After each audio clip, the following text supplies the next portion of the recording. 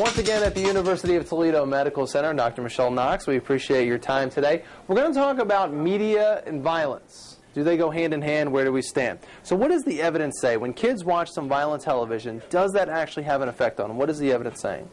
What we know now, over the course of actually thousands of studies and over 40 years of research, is that in fact heavy media violence exposure, watching violence on TV, playing violent video games in particular, does cause children to be aggressive, both in the short run and the long term. Now, it doesn't cause all children to behave aggressively over time. It causes some children to be more aggressive. We don't know which ones yet, but it's a very concerning finding, and it's very clear from the literature that this is a problem. Okay, so the research says it, the literature says it, but I could still go out and buy a violent video game for my child if I wanted to today. Why has it not meshed the public perception and the research?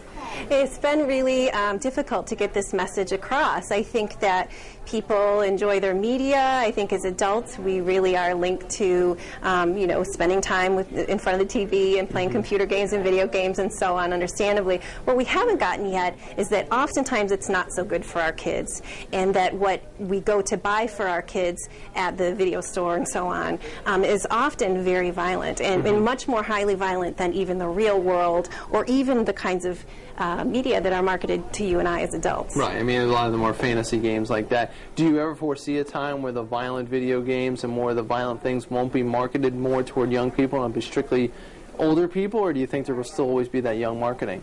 I think that I think what's happening is that the people who are marketing the violent video games and so on to children are helping us more in terms of getting the education out there. So they're still providing it for sale, but they're helping people like me to educate the public about which choices might be healthier for kids and which may not. You mean about the rating system that they have, especially? Correct. Yes, correct. Do you think parents are really reading those? Unfortunately, many don't.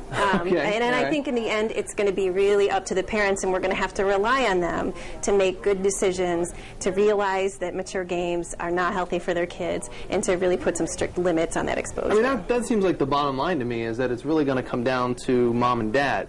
You can say whatever you want, the video game company can say whatever it wants, but if mom and dad let it in the house, correct, everything you say goes out the window. It's not going to help. You're absolutely right. And so we need to just get the word out, because parents want what's best for their kids. They want to raise healthy kids.